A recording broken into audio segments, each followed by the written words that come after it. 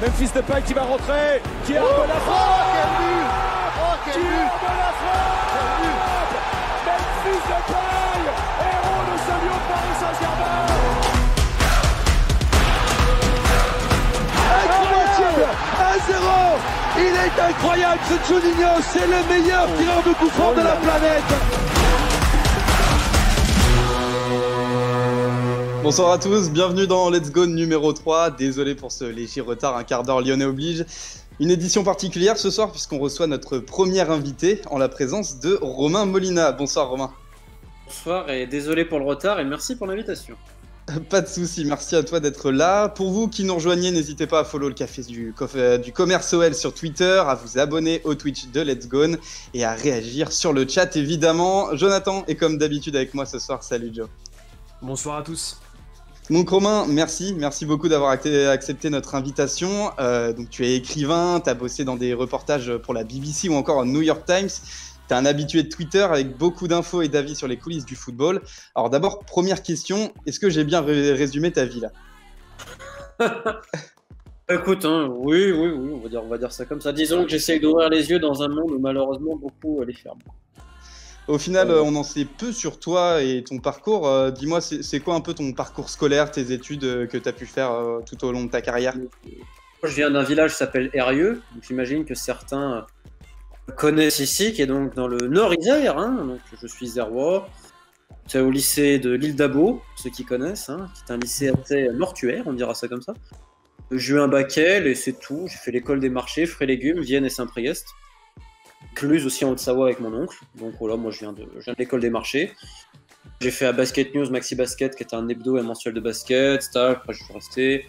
Pour la Ligue nationale de basket sur le site internet, ensuite j'ai créé, que ce soit des sites, des magazines et autres. J'ai toujours créé pour mon propre chose et dans le même temps je joue au basket à un niveau semi-professionnel. Mais voilà, moi à la base c'est les marchés, fruits et légumes, à Saint-Priest et à Vienne notamment. On sait que tu t'es retrouvé en Écosse, je crois à l'âge de 21 ans, si je dis pas de bêtises, suite à une passion pour les Glasgow Rangers que tu as développé non.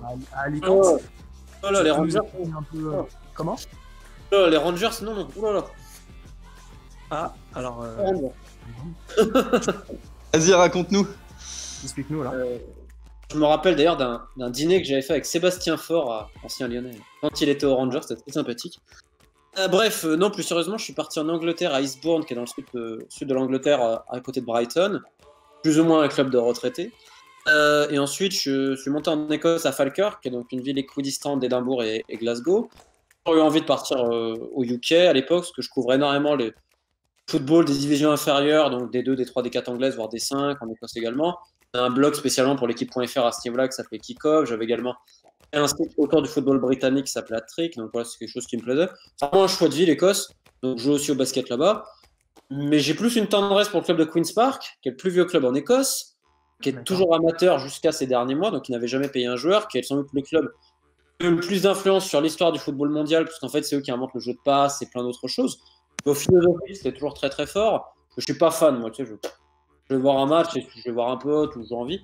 En fait, c'est vrai que les week-ends, vu que je jouais pas le samedi au basket, on jouait en semaine ou le dimanche. En fait, je prenais ma voiture et j'ai visité un peu l'Écosse à travers des matchs de D2, D3, D4. Donc oui, j'habitais là-bas. Et Rangers, j'ai fait des matchs à Ibrox, j'ai fait des matchs à Celtic Park aussi, qui est une cathédrale absolument incroyable. S'il faut pas y aller dans le championnat, il faut y aller les soirs d'Europe. Je suis pas fan des Rangers, non, je suis fan de personne. Les petits clubs pour lesquels j'ai une tendresse, le reste. Ouais, c'est qu'en fait on avait vu, on avait trouvé un petit site où ça parlait d'une anecdote que en fait l'envie d'aller en Écosse, tu l'as trouvé en Espagne en fait, dans un pub. Tout à fait. C'est un bar des Rangers, tout à fait. Ouais, tu peux nous raconter un peu cette anecdote? C'est à Benidorm, parce que mes grands-parents et ma mère, elle y allaient souvent, donc c'est une station balnéaire assez connue, donc j'étais tout petit quand j'y allais, même un peu plus tard. Et en fait, c'est vrai que j'ai toujours été fasciné par le football britannique, en fait, qu'il y a autour du football britannique. Moi, ce qui m'avait marqué, c'est quand j'avais vu que des matchs de 5e division anglaise, donc de la conférence, étaient diffusés. C'est incroyable. Donc il y avait du monde, il y a des vraies institutions, 5e division, même un peu en dessous. J'avais vraiment une passion pour ça, couplée à celle de Football Manager à l'époque, notamment le 2007. J'avais 17-18 ans, j'étais tout jeune. Et je me rappelle, bar des Rangers, j'avais envie d'y aller. J'ai vu un ou deux matchs là-bas, donc dans des matchs de Coupe d'Europe, et un match de championnat, et ça m'avait marqué, parce qu'en fait, dans la même rue, tu avais aussi un bar irlandais, donc du Celtic. la gentillesse des gens, leur accent absolument à couper au couteau, même si je comprends plus l'écossais que l'anglais aujourd'hui, ce qui est assez dramatique quand on réfléchit. Oui, j'avais beaucoup aimé. Il y avait quelque chose, tu vois, avec leur musique Simply the Best, etc. En fait, les Rangers, c'est vraiment une philosophie complète. Ils ont des chants magnifiques, souvent qui se réfèrent un petit peu à des chants presque guerriers. Certes, tu peux voir quelques extrêmes et tout, mais il y a quelque chose, la transmission familiale. Et puis, les Rangers, c'est Simply the Best, toujours gagné. Celtic aussi, c'est un peu différent. J'avais trouvé ça très impressionnant. Et c'était coupé à leur parcours également en Europa League. Je ne sais pas si vous vous rappelez, quand ils avaient mis 3-0 à Gerland. Avec Damarcus Bisley et Daniel Cousin. Oh là là là. Brahim Mdani. Oh, quelle époque. Ouais, pas la meilleure pour Lyon, enfin en tout cas pour ce match. Au-delà d'ailleurs des Rangers, t'as créé un site concernant l'actualité de la BPL, t'en parlais tout à l'heure. On pouvait y trouver quoi sur ce site? Entretien, beaucoup de culture food, de Grand Oper, donc le Grand Hooping, Grand Oper, c'est-à-dire j'ai vécu, admettons, un Brechin Arbroath, qui est donc un des derbys l'Est de l'Écosse, je te le fais avec l'accent. En fait, moi, toujours ce qui m'a intéressé, c'est pas le match en lui-même, c'est analysé, entre guillemets, un peu tactiquement, oui, c'est tout ce qu'il y a autour, toutes les histoires qu'il y a à faire. Ce qu'on essaie de faire sur Hat-Trick, aller plus loin, en fait, que le terrain. Déjà, il y avait un peu d'enquête, il y avait beaucoup de focus sur les divisions inférieures. En fait, d'une richesse, le football britannique à ce niveau-là. Il y a même des trucs un peu sur l'Irlande, le Pays de Galles, Gibraltar, aller sur le sens britannique au sens large du terme. Sauf que pour moi, c'était quand même un peu restrictif parce que c'est vrai que je suis assez curieux et j'aime bien voir ce qui se passe ici. Là, quoi. C'était plaisant et je passe tout. Bonjour à tous les gens qui m'ont suivi, dont Loïs, fan de l'Olympique Lyonnais et de Heart of Midlothian. Avec le temps, on a vu que tu t'es fait une place dans le milieu de l'information liée au foot et on va dire que tu es devenu un peu plus spécialiste peut-être sur le football francophone. Tu peux nous expliquer un petit peu pourquoi avoir peut-être axé ton travail là-dessus? Je ne vais pas te dire que je suis spécialiste d'un truc, je parle uniquement des sujets que je maîtrise. Dire que sur l'Uruguay, je peux t'en parler de Cavani parce que j'ai interrogé quasiment 100 mecs qui l'ont connu. Quand je parle d'un sujet, c'est que je le maîtrise. Pour ça que quand je fais une vidéo, je prépare jamais rien. Il n'y a pas de texte, il n'y a rien. Il n'y a pas de notes. Hein. C'est que, un, je veux que ça sonne authentique, et deux, ça m'oblige à maîtriser complètement les sujets. Non, le football francophone, de part déjà la langue, c'est plus simple, même si je parle anglais-espagnol. Parce que c'est vrai que sur les clubs, j'ai du monde un peu ici et là. Donc, de clubs de national, voire de N2 jusqu'à de la Ligue 1, des clubs où j'ai vraiment du monde. Donc après, évidemment, tu dois toujours déverrouiller ce qui est faux, ce qui est pas vrai, qui veut niquer qui, etc. Bon, dire que je me suis fait une petite spécialité sur le fait d'ouvrir les yeux et que dans le milieu du foot, je suis très suivi. Pas faire le mec, c'est genre le faux modeste, non, au milieu du foot, je suis suivi. Enfin, le nombre d'agents, de dirigeants, etc. qui m'écrivent pour me dire à quel point je suis génial alors qu'ils en pensent pas un mot. Hein. Juste pour faire ami, soit pour en et enfin, c'est un monde. En Belgique aussi, après j'ai du réseau, tu vois, je te dis. Je suis allé au Bahreïn pour voir Bahreïn-Irak et Yémen-Arabie Saoudite en qualif à la Coupe du Monde. Les Irakiens, honnêtement, la sélection irakienne, c'est la maison. Hein. Je te donne un exemple tout con, j'arrive là-bas. Moi, je connaissais Youssef Al-Khafaji, qui est le fondateur d'Iraqi Pro Players. En fait, c'est un architecte né à Bagdad, qui a grandi à Dubaï et qui ensuite est en Angleterre. Et c'est lui qui a fondé Iraqi Pro Players, en fait, qui recense les binationaux irakiens et ceux qui sont partis très jeunes de l'Irak, malheureusement, par tout ce qu'on a connu, que ça depuis la guerre Iran-Irak à la guerre du Golfe, à l'invasion américaine et les guerres des milices, etc. Ouais, il y en avait un peu ici et là. En fait, lui, il a fondé ça quand il a 18-19 ans avec des amis. Et en fait, c'est eux qui sont à l'origine des binationaux. Et Iraqi Pro Players, c'est également ceux qui organisent les fan zones à Bagdad. Et donc, si tu veux, j'arrive là-bas et je suis allé honnêtement très facilement avec sélection moins de 23. Donc, il me présente. J'arrive à l'hôtel, si tu veux, au Bahreïn. Là, le préparateur physique qui me donne un dessert parce que les Irakiens, c'est un peuple très généreux, un peuple que j'ai une grande admiration. J'avais déjà interrogé à l'époque Claude Niakpa, un Français qui avait joué en Irak. Talani, qui est donc l'auteur du Parfum d'Irak, un documentaire que je vous recommande. C'est un sélectionneur quand il gagne la Coupe d'Asie 2007, Jordan Vira. J'arrive là-bas, en gros, j'ai fait entretien avec quasiment tout le monde. Après, j'ai passé 2-3 heures avec les joueurs, dans le hall de l'hôtel, à rigoler, etc. Avec des Justin Miram, qui est un Chaldéen, une des communautés chrétiennes en Irak, sauf que lui, il est né aux États-Unis. Il n'avait jamais mis le pied en Irak, et finalement, en sélection, qui met le pied. Sauf qu'à l'époque, c'est là où Daesh règne, donc ses parents avaient peur en disant attends, t'imagines, mec, tu t'appelles Justin Miram, t'es né aux États-Unis, t'es chrétien, tu vas aller en Irak. Justin Miram, je peux te le dire parce que j'ai vu le match avec les Irakiens, c'était le mec, le chouchou, avec Mahanad Ali, aujourd'hui à Portimonense au Portugal. Je suis pas spécialement spécialisé sur le football francophone, j'essaye de voir un peu ici et là, et ça dépend aussi de mes contacts. Par exemple, l'Irak ou le Yémen, ou le Bhoutan. Donc, on te sent vraiment épanoui dans ce travail d'investigation. Est-ce que tu as toujours eu ça en toi ou ça s'est développé avec le temps? Pareil, j'ai toujours été un fouille-merde depuis ma tendre enfance. Donc, non, écoute, j'ai toujours été comme ça. J'arrive pas à fermer les yeux, grande gueule. Donc, j'ai du mal avec les cons. J'ai du mal avec beaucoup de gens dans ce milieu. Et j'ai toujours ouvert les yeux. Honnêtement, ma première grosse investigation sur CNN, j'ai 22 ans. Trafic entre la République démocratique et le Congo, avec en point d'orgue Chancel Bemba, qui a 4 dates de naissance. Donc, j'avais les documents, j'avais tout. C'est un peu ça qui me propulse aussi à l'international.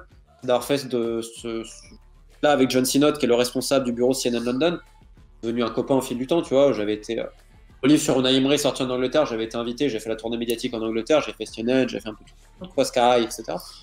Bon, ça a commencé depuis que j'ai 22 ans, où vraiment j'ai fait un truc très sérieux. Ça allait crescendo jusqu'aujourd'hui, où normalement c'est enfin demain, je sors ce excuse-moi ma vulgarité, mais bon, les gamines qui sont par mes amis d'Haïti, voilà quoi, ça a mis un temps infini, mais d'arriver jusqu'à aujourd'hui faire une vraie différence, et j'espère entre ces criminels en tôle, comme j'ai réussi à permettre quelques mises en examen pour des matchs truqués en Tunisie et des mises suspectes en France. Donc, bon. Bah, on l'espère pour toi en tout cas. Les gamines surtout pour les victimes. Moi, au final, non, en fait, je peux dire ce que les Haïtiens peuvent pas dire parce que s'ils le disent, ils peuvent prendre une balle. Ouais. Dernière petite question, Romain, qui va nous amener évidemment à débattre. On voit que tu commences de plus en plus à fouiner aussi sur Lyon. Tu as une spécificité, une sensibilité avec l'OL? Du tout. Non, ça vient en fait en fonction des infos que tu as ou... Non, bah tu sais, j'ai déjà ma génération, j'ai 91, donc j'en connais pas mal de la génération à Lyon. Pas mal de gens qui ont travaillé à Lyon, qui travaillent à Lyon. Pour donner un indice, moi je viens du fruits et légumes. Au marché gare à l'époque de Perrache, Facioli, il était tout le temps, quoi. Mon père le connaissait, etc. Bon, moi je le connaissais pas personnellement. Juste la seule filiation que j'ai avec Lyon, c'est le seul contact que j'avais dans le milieu du foot, tu vas rire. Marché de Saint-Priest, le dimanche, on avait comme client Fleuret Dinalo. C'est un bon client. Il venait acheter des poires à battre notamment. Et donc le seul client que j'ai, une de mes premières interviews, c'est avec Fleury Dinalo dans sa voiture à Saint-Priest. Donc après je lui ai jamais rien demandé à Fleury. Voilà, moi après sur Lyon, je te dis, aucune sensibilité. Moi je souhaite pas le malheur des uns, tu vois, que tout le monde réussisse, mais par contre, spécialement. Il y a des clubs où, voilà, par exemple, tu me demanderais PSG Monaco, je te dirais c'est super facile à Lyon. Quand même un peu plus cloisonné, mais c'est pas très compliqué non plus de travailler autour de l'Olympique Lyonnais, c'est même assez facile. Ouais. Bon, en tout cas, merci d'avoir joué le jeu de la petite interview, Romain. On en sait un peu plus sur toi maintenant. On va passer au débat et c'est en compagnie ce soir de Mathias. Salut Mathias. Salut, bonsoir à tous. Arnaud est avec nous aussi. Bonsoir Arnaud. Bonsoir à tous. Et enfin Clément est de la partie. Salut Clément. Salut Val, salut tout le monde. Vous aussi, n'hésitez pas à participer avec nous à cette émission. Vous pouvez évidemment réagir sur le chat. On va essayer de répondre aux questions et Romain aussi essayera de répondre à vos questions. Au sommaire ce soir, on va tenter de parler de la fin de saison actée, là, qui vient d'être actée il y a quelques heures, des changements qui s'opèrent dans le domaine du recrutement à Lyon et enfin de Rudy Garcia et de ses agents. On parle donc... Jean-Romain qui est déjà tout excité d'en parler. On va commencer tranquillement avec la fin de saison. Voilà, on a vu que Édouard Philippe a fait ses annonces, pas de foot avant août, voire septembre, fin de saison actée. Les copains autour de la table, on va demander d'abord à Romain Molina, évidemment, qu'est-ce que tu en penses de cette fin de saison? Qu'est-ce que pour toi, qu'est-ce qui serait le plus légitime en fait pour cette fin de saison? La première chose, c'est que le foot n'est pas au-dessus des lois. Ce serait bien que les présidents de clubs se le rappellent qu'ils ne sont pas au-dessus des lois. Parce que tu as, honnêtement, et tu peux en parler à tous les gens, les dirigeants, diront que les réunions qu'ils ont fait, il y en a qui m'ont dit j'ai honte du football français, j'ai honte. Je pense que c'était la cour de récréation. Je vais te donner un exemple. Un jour, tu as Kita, folklorique, te dit mais moi on m'appelle de l'étranger et on me dit monsieur Kita, vous avez du courage, le football français, c'est bien de vouloir reprendre le foot. On est courageux, sauf qu'ils balancent ça au milieu de propositions financières, tu sais, le truc qui n'a rien à voir. Donc il y en a à côté qui s'énervent, etc. Et tout le monde se faisait la guerre en utilisant les médias. Il y a beaucoup de présidents, notamment Bernard Cayazo, qui pensent qu'il est au-dessus des lois, ou Jacques-Henri Hérault de Marseille. C'est eux qui allaient décider quand ils allaient reprendre. Alors c'est normal de travailler sur plusieurs scénarios, ça c'est logique. C'est une autre chose de se croire au-dessus des lois. Et ils sont tous cru au-dessus des lois. Et moi je te dis, Jean-Michel Aulas, je m'en fous. Aulas, depuis le début, il était quand même, il avait bon sur le dossier.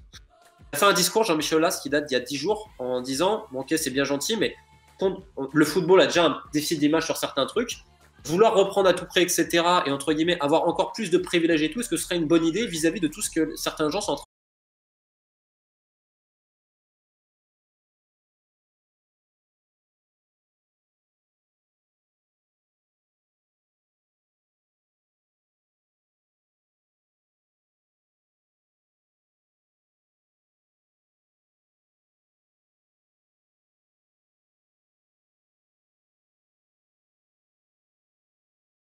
Ouais.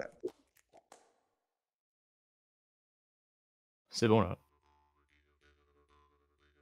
Oui, donc après, on va avoir une alternative au niveau des options. C'est-à-dire que soit il y a la solution de pouvoir geler le championnat à la 27e journée, c'est-à-dire qu'on oublie la 28e journée qui a été jouée partiellement, ou alors de compter les matchs qui se sont joués à la 28e journée, et à ce moment-là, appliquer un coefficient, un petit peu ce qui s'est fait sur les championnats FFF, et histoire de pouvoir de ne pas prendre en compte en fait le match PSG Strasbourg qui manquait à l'appel. Après réflexion, moi j'aurais tendance à dire, étant donné que ce match, finalement, il a peu d'importance sur le classement, c'est-à-dire que si le PSG perd, ça changera rien, et si le Strasbourg gagne ou perd, ça changera rien non plus au niveau des places européennes. Parce que, à moins que Strasbourg mette 4 buts d'écart au PSG, ce qui est clairement improbable, le Strasbourg ne pourra pas atteindre les 6 premières places, potentiellement qualificatives pour la Coupe d'Europe. Donc finalement, avec ce raisonnement-là, je me dis que ça serait un peu cruel pour les équipes qui ont éventuellement gagné des matchs au cours de la 28e journée de ne pas leur compter. Donc là, moi, je trouve peut-être logique d'appliquer ce coefficient. Non pas que c'est la meilleure solution, mais je pense que c'est peut-être la moins pire. Il y a un point où je vais être obligé d'être en désaccord avec toi. C'est quand tu dis que il faut que Strasbourg mette 4-0 au PSG effectivement pour se qualifier. Mais quelque part, ça reste pas aux institutions de dire ce résultat-là, il est pas possible, donc on le prend pas en compte. À un moment, ça reste un match de foot, il peut tout se passer. Et donc, évidemment, ça nous arrangerait que ce soit le 20e, mais le classement, il est pas beaucoup plus légitime après la 28e qu'après la 27e, en fait. On sait pas, il n'y a pas de bonne solution. Et il reste aussi de questions avec ce que va faire l'UEFA. À un moment, il parlait de repêcher l'Atlético parce qu'ils ont fait 2 finales, donc c'est possible. Si c'est le cas, est-ce qu'ils vont repêcher Lyon qui est encore en course et qui a battu depuis 2 ans City et la Juve? Je sais pas. Et puis on peut aussi parler de l'Atalanta Bergame. Bien sûr. T'en penses quoi d'ailleurs, Romain? Comment ça va se passer pour les clubs? Est-ce qu'il va y avoir du cas par cas? On sait très bien qu'il y a des clubs qui ont plus d'influence que d'autres en Champions League. Je pense qu'il y aura peut-être des soucis ou ça va être le plus objectif possible? L'objectivité, ça n'existe pas. Le lobbying existe, oui. De la science-fiction, je sais pas faire, donc honnêtement aucune. Moi, je te dis par contre, ce qui va être intéressant, c'est de voir le nombre de clubs qui vont faire faillite ou qui vont ramener de l'argent un peu bizarre et des rachats de clubs là.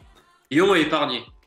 Même des clubs européens en France peuvent déposer le bilan, donc on sait jamais. Et ce que je te dis est très sérieux. Je suis pas étonné qu'un club qui est qualifié en soi-disant Ligue des Champions, il y a un vrai risque de dépôt de bilan, donc ça peut aussi changer pas mal de choses sur les places européennes. On verra ça, ouais. En tout cas, j'espère pas. On va passer au recrutement, au domaine du recrutement à Lyon. On a vu qu'il y a eu beaucoup de changements, notamment le départ de Florian Maurice, peut-être le remplaçant Chirou qui est peut-être acté. On ne sait pas. En tout cas, c'est une info qui est arrivée il y a quelques minutes. T'en penses quoi, toi, de ce départ de Florian Maurice, Romain? Lyon se comporte toujours de manière dégueulasse avec les gens qui ont servi le club loyalement. Armand Garrido, quand il est parti, c'est une personne quand il a rendu son badge. Une personne. Les 30 ans de salut. Avec ça, je sais qu'en interne, ça choquait beaucoup. Et après, ils ont fait de la communication, etc. Et tout. Au bout d'un moment, il faut arrêter de prendre les gens pour des cons. C'est un club qui a des trucs magnifiques. Quand tu te comportes bien avec le club, on te crache à la gueule. Maurice, il n'est peut-être pas parfait. Je suis d'accord. Il a fait le travail de 4 ou 5 mecs. Il a rapporté des bonnes choses à Lyon. Peut-être pas parfait. Pas de raison de lui cracher à la gueule aujourd'hui, comme Olas commence à le faire et tout. S'il est remplacé par Chirou, on montrera à quel point l'influence de Gérard Rouillet est néfaste. Ouais, je suis totalement d'accord avec toi sur le fait que Maurice est maltraité par les tweets d'Olas, c'était vraiment ahurissant. Ce manque de professionnalisme, de se dire qu'à un moment, il n'a pas toujours travaillé dans les meilleures conditions, il a fait son taf et il y a un club qui lui propose un truc intéressant. Il a le droit d'y aller aussi. On est professionnels. Je te le redis, c'est pas une question d'argent son départ. Et honnêtement, même à Rennes, j'ai donné une info. Que le dossier de Maurice fait quand il commence à parler avec Rennes et tout, au début, il voulait pas. Au début, c'était à Rennes, il te disait il est trop attaché à Lyon. Ils lui ont fait la proposition financière, n'importe qui aurait accepté. Mais lui, en fait, il attendait un signe de Lyon. Financièrement. Je jure que l'organigramme soit plus clair sur ci, sur ça. Jamais vu. À Rennes, ils avaient toujours le doute à la fin en disant putain, il est tellement attaché à Lyon, la ville et tout ça, qu'il est capable de nous dire non. Ouais, c'est triste. Hein. Et un petit quid de Chirou pour toi, Romain. Tu penses que c'est une bonne idée ou pas? Bah quand je parle de Maurice, c'est honnêtement, j'ai parlé avec je le connais pas, je lui ai jamais parlé. Parce qu'il y en a des gens qui vont croire je le défends, etc. Mais j'en ai parlé à tellement de gens qui le connaissent. Je peux pas dire que c'est un génie, mais c'est un mec qui bosse. Il faut s'imaginer le nombre de déplacements qui se tapent de partout. Il n'a jamais rien réclamé. C'est pas lui qui négocie les transferts, c'est Vincent Ponceau. Vincent Ponceau, Florian Maurice, c'était peut-être le meilleur duo qu'il y avait. L'un qui fait scouting, tout le débroussaillage, et l'autre qui négocie, sachant que Ponceau, c'est le gendarme du foot. S'il y avait que des gens comme Vincent Ponceau dans le foot, bah, il n'y aurait pas de souci. Et je te dis, je n'ai rien à cirer de Lyon. Mais Vincent Ponceau, c'est un crack. Le meilleur. Le mec, il dépense pas l'argent qu'il a pas. Il se met pas dans les combines. Il est incorruptible. Et là, pour mettre la sonnette d'alarme quand il y a un problème. Et si le club écoutait Vincent Ponceau, le club n'en serait pas là aujourd'hui, laisse-moi te le dire. Maurice, il travaillait vraiment. Ou, écoute, PSG, tout le monde dit que c'est une merguez. Par même les mecs qui bossent avec lui. Si, c'est une blague.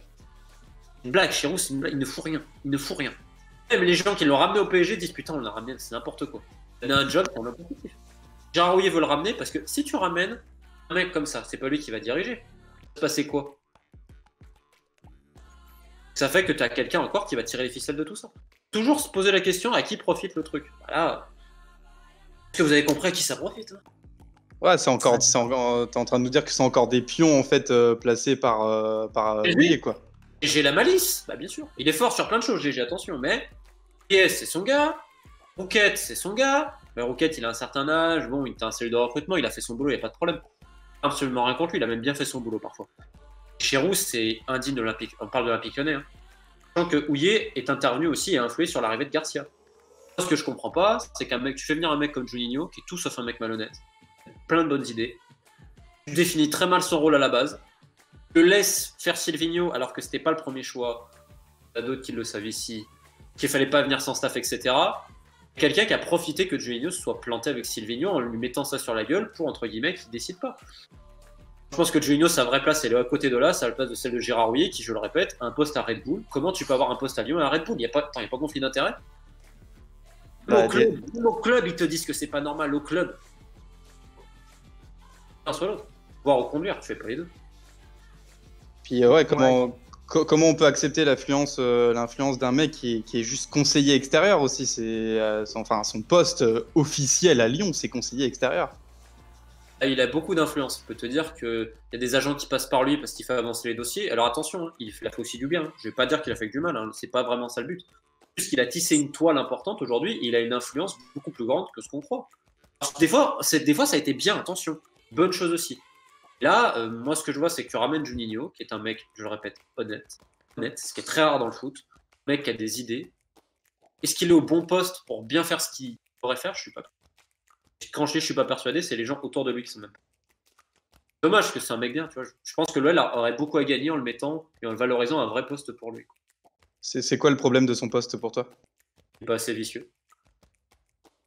C'est genre, s'il y a un problème, c'est lui qui trinque, quoi. Il est pas assez vicieux pour être directeur sportif. Il faut avoir un peu de vice, etc. Côté, tu as Rudy Garcia avec ses agents. D'un côté, ça fait une influence, sachant que Rudy Garcia, c'est pas du tout son choix. De l'autre côté, tu as Gérard Houllier qui essaye de faire ses trucs. De l'autre côté, tu as Vulliez qui a aussi faire ses trucs. Est-ce que tu as plusieurs courants de pensée? Et est-ce que ça a été bien défini? Je veux dire, tu parles à beaucoup de gens de Lyon, ils te disent la logique, ça aurait été Juninho, conseiller du président, qui est tout en haut, Maurice qui reste en tant qu'on va dire responsable de recrutement, et Vincent Ponceau qui négocie. Et là, tu as un quatuor qui va très très bien. Pourquoi tu te casses les couilles à mettre le conseiller extérieur du machin et ramener plein de personnes autour? Parce que malheureusement, tu as souvent un président qui marche aussi à la flatterie. Ouais, et Clément, t'en penses quoi, toi, de l'influence de Houllier? Tu penses que c'est une influence plutôt positive ou négative pour l'OL? Bah là, avec ce que Romain nous dit, on a l'impression que c'est pas super tough. Après, je pense aussi que il a aussi amené du bien, qu'il y a sûrement des dossiers qui ont été faits grâce à lui. Je me souviens de Paille à l'époque, il me semble que c'était aussi avec lui. Après, là, c'est vrai que, moi, c'était déjà ce qu'on avait dit dans les lives précédents, que genre c'était au niveau de la cellule de recrutement qu'il fallait qu'il y ait un rôle défini entre Juninho et Florian Maurice. Là, on voit que c'est la même chose, mais au niveau du club entier, en fait. Donc, il faut que le club arrive à se fédérer, quoi, parce que là, on voit bien que c'est le bordel, quoi. Complètement. Encore aujourd'hui, on pourra sur un Lyon et quand même Ils ont des types, ils ont des cracks, je te le redis, Vincent Ponceau, crack. Franchement, c'est le meilleur en France. Aujourd'hui, ce qu'il est écouté, pas qu'il a assez écouté. Vraiment un crack, ce mec. Les gens s'en rendent pas compte à quel point. Tous les agents, il y en a, ils le détestent parce qu'en gros, il est pas corruptible. En fait, quand toutes les saloperies te disent du mal de quelqu'un, c'est souvent bon signe. Ouais, et puis au final, est-ce que ça relève pas d'un problème assez profond, cette histoire? C'est-à-dire qu'on voit Jean-Michel Aulas, il a énormément de mal finalement à s'entourer de nouvelles personnes. Quelque part, il s'est entouré d'Houillet parce qu'il le connaît depuis très longtemps. Houillet coïncide avec une bonne période pour l'Olympique Lyonnais. Juninho, c'est pareil. Mais finalement, il souffre pas assez à l'extérieur. Et finalement, si Houillet a pris la main sur le club, c'est parce que finalement, Aulas ne s'ouvre pas aux autres. Donc c'est peut-être ça aussi le problème, c'est que à un moment donné, on arrive peut-être aussi à la fin d'une façon de travailler qui aujourd'hui, si tu veux passer un cap mondialement, faut changer ses habitudes, quoi. Simple. L'OL, à l'époque, ils avaient un recruteur. Donc il y a Gérard Bonneau qui a fini dans la cellule de recrutement avant de partir aux Servette. Après Gérard, si je dis pas de bêtises, qui est aujourd'hui Rouquette, Maurice. Maurice a ramené Bonicel, bon. Un peu bizarre, on pourrait. Bon voilà. Pour donner un indice, Séville, ils ont 15 recruteurs. Ils travaillent encore comme il y a 10 ans. En fait, ils travaillent à la française, c'est-à-dire on travaille pas trop. Maurice, justement, c'était l'inverse. C'était un mec qui s'est vraiment déplacé, tu vois. Par exemple, Rouquette, si je dis pas de bêtises, il habite à Épernay. Lui qui faisait un peu les matchs, tu vois, à l'époque sur Fernand Mendy, Tanguy Ndombele, etc. Ça me fait marrer d'ailleurs les gens aujourd'hui, parce que vu qu'il faut fracasser Maurice, Ndombele et Mendy, genre ce serait pas lui. Genre ce serait Rouquette. Faut arrêter. Rouquette, c'est lui qui faisait les rapports. Le mec qui lui disait va là-bas pour tel mec, c'est Fernand Maurice, c'est lui qui décidait. Bon. J'aime pas qu'on réécrit l'histoire de manière orientée. Mais Lyon travaille, je veux dire, Strasbourg et Reims ont plus de recruteurs. Tu crois que c'est vrai? Ouais. Tiens, j'ai une question, Romain. Je crois en plus t'aimes bien le basket. On a entendu parler de Tony Parker, là, possiblement président de Lyon après l'ère Aulas. Est-ce que tu crois que tout va se bousculer? Parce que je vois que beaucoup en parlent sur le chat là, de Tony Parker. Est-ce que tout pourrait se bousculer si Tony Parker succède à Aulas? Ou alors est-ce que du fait que Aulas pose bien ses pions depuis quelques années, est-ce que ça va rester comme tel quel en fait finalement? On va pas apprendre à Aulas à faire du business, voire structurer le club comme il l'a fait. C'est quand même l'OL la plus belle réussite football français depuis 30 ans dans tous les domaines. Un truc globalement, il est admiré par tous à ce niveau-là. Alors après, sur d'autres choses, évidemment, si vous voulez c'est Twitter, c'est tout ce qu'on veut. Je sais même qu'il voulait faire un communiqué contre moi à l'époque. C'est marrant quand même. Ça. Tu vois, par exemple, le stade, le machin, il a été vraiment novateur. Mais aujourd'hui, en effet, dans la gestion, il y a des limites. Il y a des limites parce que ça travaille comme à l'ancienne époque. Et comme tu dis, je suis d'accord. Autour de lui, c'est bien de ne pas s'entourer de trop de personnes, mais les gens avec qui tu t'entoures, bon, Houillet, il a fait plein de bonnes choses dans sa carrière, je vais pas revenir par là. Il a fait plein de bonnes choses, mais c'est un mec de business. Un mec de sa génération. Les mecs de sa génération, c'est entraîneur. En fait, quand il est allé en Angleterre, Houillet, c'est là où il a vu le business. Sam Allardyce, Larry Redknapp, les Cils, là. Il est pote avec tous les mecs qui, on va dire, un peu les couteaux suisses, tu sais, c'est entraîneur, c'est agent, c'est directeur sportif. C'est Gérard, quoi. Donc, moi, c'est ça qui me gêne, en fait. Mais est-ce que cette volonté, est-ce que aller chercher le nouveau responsable de la cellule de recrutement ailleurs, par exemple, on a entendu l'autre directeur sportif, enfin un autre recruteur de Red Bull, il y a Bruno Chéroux, ça c'est pas des mecs de la maison. Est-ce que finalement ça fait pas partie de cette volonté de s'ouvrir un petit peu? Mitchell, c'est le chief scout de Red Bull. Il a le poste qu'il a, pas de Red Bull. Là, j'y croyais pas une seule seconde. Oui, bien sûr qu'il viendra pas, mais il a quand même été sondé ou... On a parlé de Buzyn, là j'ai dit si Buzyn y va à Lyon, j'arrête le foot. Buzyn et Vincent Ponceau, c'est pas compatible, on va dire ça comme ça. Buzyn, c'est, quand je dis borderline, on est à un niveau de borderline très très fort quand même. Il a mis avec pas mal de monde et en France on te le fait passer pour un génie. Alors certes il travaille pas trop mal, mais c'est toujours avec des méthodes que je qualifierais de peu conventionnelles. Il y a des gens à aller chercher, mais le problème en France c'est que la plupart des mecs qui sont recruteurs ou directeurs sportifs, c'est des putains de feignants. Johan Odlin à Caen, c'est une blague. Chéroux au PSG fini, c'est une blague. C'est-à-dire c'est des gens qui travaillent 2-3 heures par jour, c'est tout. Et est-ce que cette réputation pour Chéroux, ce serait pas à cause... Enfin, est-ce que c'est une question de personnalité ou est-ce que c'est parce qu'il est pas motivé par son job ou c'est vraiment la personnalité et du coup on a à s'inquiéter pour l'OL? Quoi, à Paris, moi ce que je te dis, ça vient du PSG parce que j'ai quand même beaucoup d'amis, tout le monde se fout de la gueule de Lyon s'ils prennent Chéroux.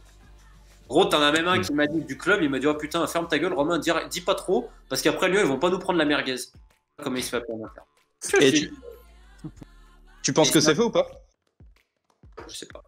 C'est avec Maurice à mener sur ce dossier chez Rouge.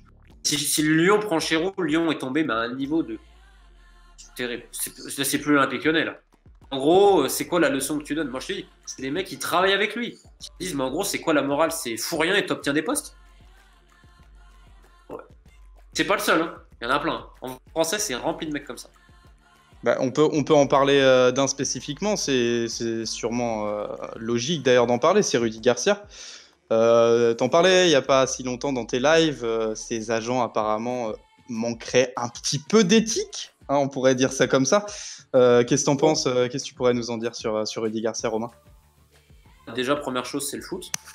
Quand je dis ça, c'est-à-dire que c'est un monde sans foi ni loi. C'est pas la jungle, mais la loi du plus fourbe. Les jeux du plus fourbe, c'est vrai que plus t'es fourbe dans le foot, plus ça réussit. C'est bizarre, hein. Des coups dans le dos. En fait, Rudy Garcia, ce que je veux dire, c'est pas illégal ce qu'ils font, ces agents, attention. Peut-être immoral, mais illégal, ça ne l'est pas. C'est-à-dire que vous savez qu'il y a des réunions de recrutement. Il y a des directeurs sportifs. Je dis, j'avance sur telle piste. En fait, ces agents à Marseille, ils se mettaient sur les joueurs où ça avançait bien les dossiers, ils contactaient les agents. Regarde, nous, on représente le coach, on peut t'aider, etc. Ils récupéraient à ce niveau-là. Tu les voyais pas vraiment dans les papiers, parce qu'en fait, ils obtenaient soit des mandats d'agents en question, soit ils faisaient une facture, etc. Ils s'arrangeaient. Donc c'est absolument pas illégal ce que je dis. Par contre, en gros, tu sais que tu fais enterrer le loup dans la bergerie, quoi. T'inquiète pas qu'ils ont. Donc il y a ces deux agents, les frères Boisseau, qui travaillent aussi avec quelqu'un qui s'appelle Bono. Ouais, je crois. C'était sur le deal de Sertic, notamment. C'est quand même discutable. Et moi, ça a surpris beaucoup de monde dans le foot que de dire, mais comment Lyon, qui est quand même un club droit, non, je dirais pas d'autres entraîneurs. Et surtout, avec le groupe, voilà. Moi, ce que je reproche aussi à Lyon, c'est de faire beaucoup de trucs pour l'image. Il faut savoir, et j'en ai rien à foutre de ce qu'il peut dire Olas, parce que c'est la vérité. Juninho, il est venu, c'est pour l'image.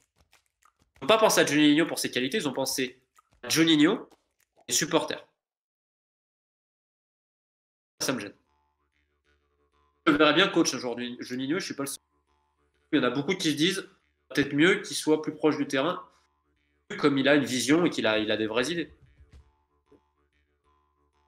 Et finalement, si l'OL a opté d'ailleurs pour Rudy Garcia, qu'on sait qui a pourtant un entourage, on va dire, assez borderline, comme tu disais, est-ce que c'est pas la preuve que, quelque part, Jean-Michel Aulas est en train de tout doucement lâcher la main? Parce qu'on sait qu'il y a peut-être quelques années en arrière, il aurait vraiment pas pris ce type de personne qui peut avoir une influence assez négative. Est-ce que c'est pas la preuve qu'il est en train de se retirer tout doucement?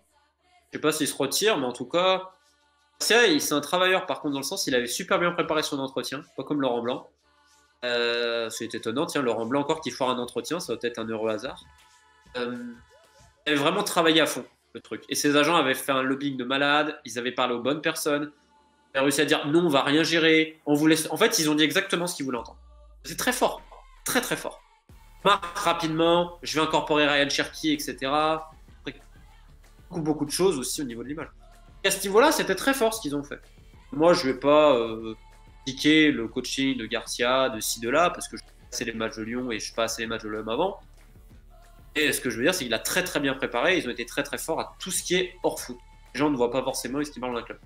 Donc Aulas soit moins vigilant qu'avant, beaucoup l'en parlent dans le milieu du foot. Je vais donner une anecdote. Je ne vais pas donner le nom de l'agent, je dirais juste c'est quand même un mec important. Le mec me disait il y a 10-15 ans, jamais j'aurais pu faire ça, mais maintenant aujourd'hui, je sais tellement ce qu'il faut lui dire que j'arrive à le manipuler. Aïe. Ah, il a peut-être bien vendu son truc, Garcia, mais sur les résultats, aujourd'hui on est obligé de le constater, ils sont pas là. On nous a vendu, on est sur le podium à la trêve hivernale. Je sais que c'est une année un peu bizarre, mais mars-avril, c'est pas la trêve hivernale. Et on est 7ème. Donc à un moment, est-ce qu'il dégage, est-ce qu'il dégage pas? Moi je pense que s'il y a une qualification en Coupe d'Europe, ça va lui servir d'excuse, malheureusement, sa saison tronquée pour dire on n'a pas vu de quoi il est capable. Avec une influence négative en interne et sur le jeu. Je pense que avant de parler d'entraîneur de ci, de là, déjà, tu as un vrai nettoyage à faire au club. Tu as des gens qui sont là, tu sais pas pourquoi ils sont là quand même. Il y a le côté très lyonnais, maintenant ça n'existe plus dans le vestiaire, mais ailleurs. C'est important pour l'identité du club, il y a plein de choses, mais tu as encore des mecs, ils ont des pensées footballistiques préhistoriques. Ça, c'est aussi autre chose, entre ceux qui font les gardes-clochers et tout. Après, Lyon, c'est pas un club malsain, je tiens encore à le redire, c'est quand même un club plutôt sain. C'est quand même plutôt pas mal avec une vraie ligne directrice, mais tu as des manques terribles, parce que tu as quand même une histoire de clan. Formation, on peut me dire tout ce qu'on veut, mais je peux te dire que Lyon fait de moins en moins rêver les jeunes. Parce que justement, il y a des soucis, il y a des agents qui ne veulent plus travailler avec Juliez, certaines remarques qu'il a pu avoir, etc. Un problème à la formation, t'avais pas mal de tensions comme ça. dans l'équipe première, parce que Genesio, c'était quand même un bon pare-buffle. Hein. Aulas, il était bien content de pouvoir jouer à Football Manager. C'était toujours Genesio en première ligne. Et Genesio a 50 000 défauts, je pense qu'on est tous d'accord. Au bout d'un moment, il le laisse, c'est le mec qui le laisse en place, le responsable. C'est pas Genesio, mais ce qu'il peut. Il n'a pas le niveau pour arriver là. Il a flingué personne pour avoir le poste. Genesio, encore une fois, je le connais pas et je m'en fous. Je sais très bien qu'il y a plein de limites, mais au moins, c'est pas un mec malhonnête. Dans le sens, il n'est pas dans les transferts et tout. Ça arrangeait bien la direction, parce que la direction peut faire ce qu'elle voulait. Je pense que le vrai responsable de tout ça, ça reste quand même le président. Ça n'empêche pas tout le bien qu'il a fait. Quelques années, il s'est complètement planté. Et comment t'expliques, du coup, pour toi, le fait que Juninho ait accepté Rudy Garcia, c'est vraiment qu'il avait taffé totalement et du coup, il a berné tout le monde, en fait. Silvinho, ils l'ont mis dans la gueule. Ils l'ont dit, hey, Silvinho. C'est vrai. En gros, il a légitimité qu'il arrive quand... Et encore, il n'a pas vraiment tous les pleins pouvoirs et tout, mais s'il arrive à faire des trucs. Silvinho, ça l'a flingué. Même Thiago Mendes, que Thiago Mendes, c'est lui. Après, tout le monde fait des erreurs. Hein. Maurice, il a bien fait Mapouille en Gambiwa. Hein. L'être humain, il est comme ça. Hein. Monchi, tout le monde fait des erreurs. On ferait la même chose. Thiago Mendes, par contre, Maurice, non. Les gens qui te disent que c'est Maurice qui a fait Thiago Mendes, c'est des menteurs. Hein. Il voulait Ismaël Benasser. Oui, il voulait Benasser. Pourquoi? Parce que l'année dernière, il allait souvent à Gênes pour voir Andersen. Il combinait le week-end pour se démerder pour aller voir Empoli. Il est très souvent en Italie la semaine dernière. Honnêtement, Andersen, il a dû le superviser live entre 10 et 15 fois. Et Benasser pas. Si Andersen, ça peut. D'ailleurs, Andersen, avec Garcia, n'en veut pas. Quoi. C'est encore autre chose. Et juste autour de la table, les gars, d'ailleurs, Romain, tu peux répondre aussi. Hein, on n'est pas sûr d'avoir la Coupe d'Europe l'année prochaine.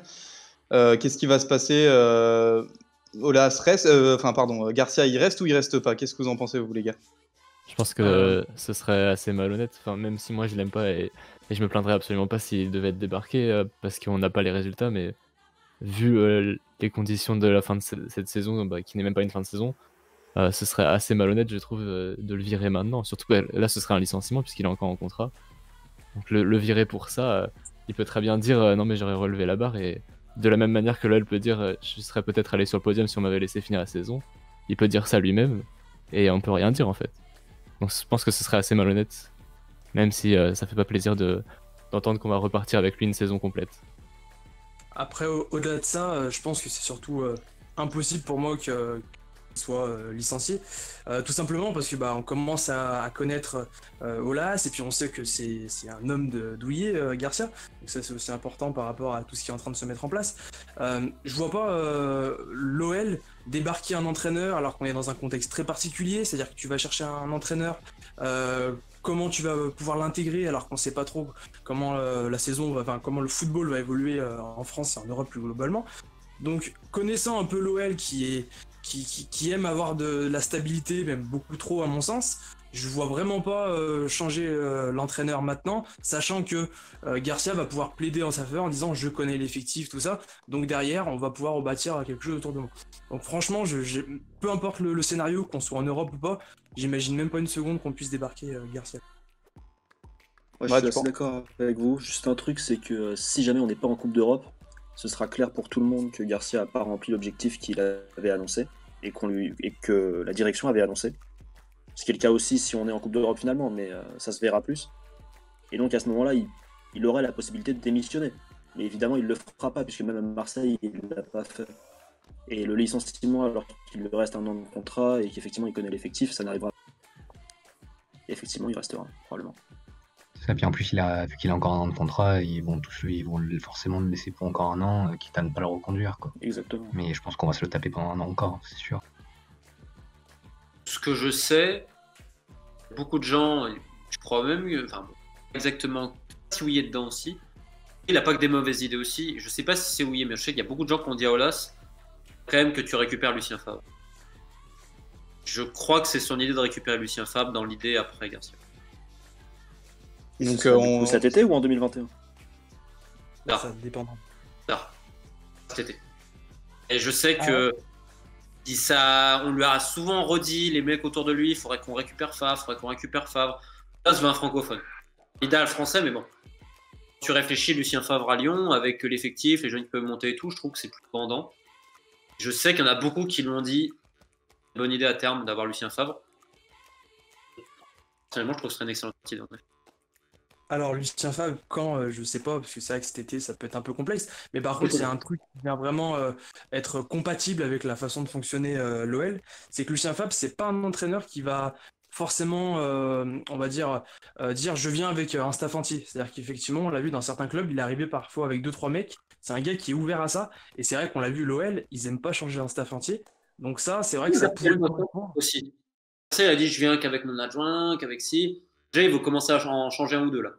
C'est voilà, si tu veux, Garcia, pourquoi il a le poste? Parce qu'en fait, il a dit exactement ce que Aulas voulait entendre. Je vais pas faire le recrutement, je vous laisse gérer, vous inquiétez pas, le stage, je respecte tout le monde, je vais travailler avec ceux-là. Les autres ne voulaient pas. En plus, il a accepté le contrat d'1 an et demi. Il a accepté tout ce qu'Aulas voulait. C'est ça qu'il a obtenu le poste aussi. Il a donné son accord. C'est pas un mec douille, attention. Il a donné son accord. Ouya a été sollicité comme Ouya est sollicité sur tous les gros transferts. C'est pour ça que je te dis, les gens ils oublient, et oublie pas à l'époque le conflit entre Ouya et Lacombe. Lacombe, t'en parles aujourd'hui? Non, pas du tout. Voilà. Là, les gens ils disent oui, il a pas d'influence. Ouais, mais regarde, Lacombe, quand même, c'était le mec qui avait l'influence. Il est où le Barnard aujourd'hui? Loin. Très loin. Il est même officiellement en retrait, donc ouais. Romain, dis-moi, on a fini sur les quelques sujets. On a entendu, je sais pas, t'en as pas parlé, je crois, et on en a entendu souvent parler sur Twitter. Il y aurait une taupe. Il y aurait une taupe à Lyon. Attention, chose très grave. Est-ce que toi, tu as des infos un peu sur ça? Mais déjà, le concept de taupe, ça m'a toujours fait marrer. Parce que prendre qu'un club, il y a déjà énormément. Il n'y a pas que les joueurs. Hein. Là, dans un vestiaire, tu as les kinés, les intendants, le staff. Toi, tu as des gens un peu autour. Autour des joueurs, tu as leurs amis, petites copines, maîtresses, les organisateurs de soirée, leurs coiffeurs, les conciergeries de luxe, les mecs qui vont leur ramener des marques, les amis des amis, le cousin du cousin. Ensuite, tu fais pareil pour les intendants, pour le personnel, les gens qui se parlent à l'intérieur du club. Honnêtement, il faut avoir conscience de ça. En fait, des fois, quand il y a des infos, mais des fois, c'est très loin que ça. En fait, c'est un joueur qui l'a répété à un pote à lui, qui l'a répété à un autre pote. Tu vois, il y a le téléphone arabe. Donc après, question est de savoir combien d'intermédiaires il y a eu entre l'info réelle, brute, et ce qu'on va te donner. Déjà, c'est la première chose. Et à Lyon, comme dans tous les autres clubs, tu n'empêcheras pas les gens de parler, de se faire mousser, etc. De connaître un mec qui connaît un autre gars. Après, par contre, dans le vestiaire, ça je te le dis, il y a un joueur qui parle énormément et tout le monde est au courant. Et pas que c'est coéquipier, quand Raphaël il met son truc, Raphaël il sait très bien dans l'équipe. Oui, c'est ça. ça. Et toi, tu sais? Je ne dirai pas plus, mais tout le monde le sait, tous les journalistes sont au courant. Est-ce qu'il a tendance à être moussé dans les journaux alors qu'il ne devrait pas? Après toi. Comme à l'époque. Tu doutes bien que je ne poserai pas la question sinon. C'est comme à l'époque, Mathieu Valbuena, tout le monde disait que c'était la balance. Il a toujours une super bonne place. Pourquoi Mathieu Valbuena, à un moment donné, il était détesté à Marseille, etc. Parce que tout le monde disait que c'était une balance. Et ça l'était? Notamment par son agent, Christophe Hutto. Il y avait un jour, il a fait sortir, avec un concept, Charles Caboret, il s'occupait de Charles Caboret, était suivi par le Barça. Marseille a vraiment eu peur, c'est sorti dans l'équipe de partout, et donc ils ont prolongé Charles Caboret un énorme salaire. Ça t'empêchera pas les gens de parler. Après, des gens qui parlent, il y en a partout. Après, le concept de la taupe, honnêtement, d'ailleurs, c'est normal que des gens du club parlent avec des journalistes et tout, même pour rectifier certains trucs, etc. Il y a des relations, c'est normal, tu vas pas les empêcher. Et c'est très rare que ce soit les joueurs aujourd'hui qui parlent quasiment pas aux journalistes. Toujours 50 000 intermédiaires autour. Les agents, l'ami de l'agent, le collaborateur, le coiffeur, le machin. Je suis très étonné des sources diverses et variées qu'il peut avoir. Ouais, ça on n'est pas étonné, mais c'est vrai que c'est même logique au final. Mais c'est surtout la réaction de Raphaël qui est autant étonnante que alarmante, je trouve, quand même. Parce qu'il y a des trucs secrets et il y a un mec qui pense tout, oui. Après, ça peut être un membre de sa famille à qui il en parle, qui l'autre y parle. C'est téléphone arabe. Le foot, c'est le téléphone arabe. Non, en tout cas, sur le chat, ça parle de Dubois ou Touzard. Ça dit beaucoup de choses sur le chat. Mais ce joueur bizarre, du coup, c'est par intérêt qu'il fait ça, ou c'est juste parce qu'il aime faire montrer qu'il sait des choses et tout? T'as tout type de personnes. T'as des gens qui aiment parler, t'as des gens qui attendent des trucs en échange. On va dire que t'es dans un média connu, et plus t'es un joueur connu, et plus il y a des intérêts et moyens de sincérité. C'est pour ça que moi, tu vois, je suis pote avec des mecs qui jouent en 7ème division anglaise. Parce que je ressens plus d'authenticité. Souvent, t'as toujours peur d'être un peu utilisé, etc. Alors, il y en a, et tu utilises, ils en ont rien à foutre. Attends. ça me pose un gros problème. Mais il y en a beaucoup pour des infos et crèveraient. Je peux dire une petite anecdote aussi. À l'époque, à Marseille, Clinton NG. Elle est souvent dans une boîte de nuit qui s'appelle le Vendôme à Paris.